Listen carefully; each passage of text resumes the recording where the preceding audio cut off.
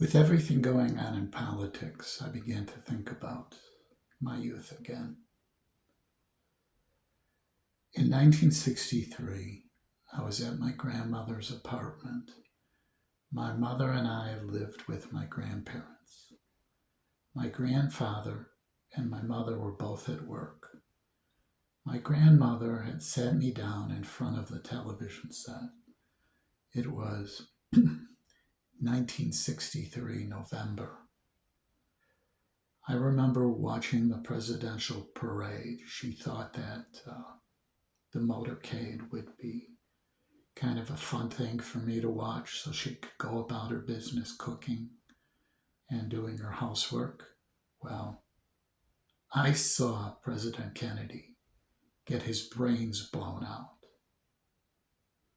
I was 3 years old at the time. That really freaked me out. I remember Kennedy. I remember the crying, even though I was only 3 years old. I remember the shock and everything. That whole year leading up to his assassination, the house was on edge. In October of 62, I really didn't know what was going on, but we were at the brink of nuclear war. It was the Cuban Missile Crisis. All I knew is I could feel the tension in the air. Everyone was very nervous. Anytime I was around them, everyone got quiet, as if something was going on. Even as a child, you felt the tension, or I should say, I felt the tension.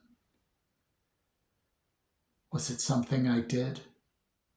What was going on?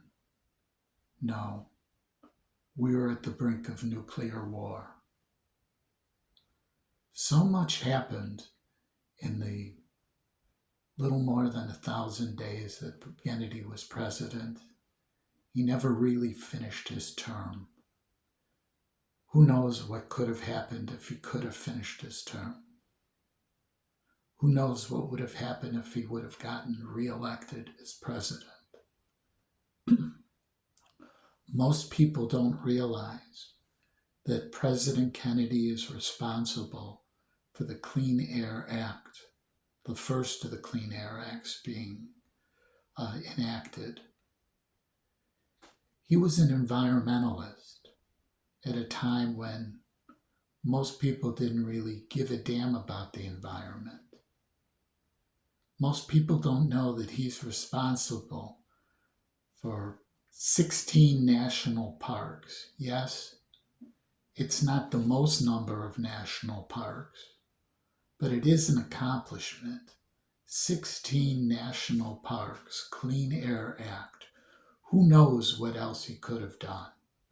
He had to deal with the Cuban Missile Crisis. He handled that. We don't know. But we do know what kind of a president he was. Yes, he had his affairs on the side. But how many know that he was 4F for the Army? Yes, 4F for the Army. But he used his family's political ties to get into the Navy and became a hero. This man broke away from tradition. Most people of wealth and privilege use their political clout to stay out of the Army, to stay out of the Navy. He wanted to serve the country. Ask not what this country can do for you, but what you can do for your country.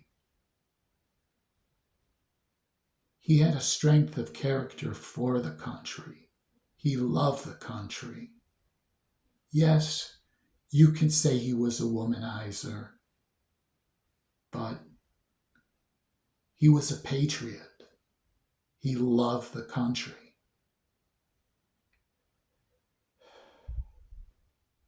It's amazing, you know. That family has been plagued with all sorts of problems, but they all went into public service. They all did great things, that generation. Who knows what would have happened if his brother hadn't gotten assassinated? We might have had a second president in the family. Who knows what great things he would have done? It's just a shame that a lot of times the people who become presidents or want to be presidents again just aren't right for the job. They're more into what the country can do for them. They're more concerned with themselves, not the country. All I can say is that we need more people like the two Kennedy brothers that were killed. Just food for thought.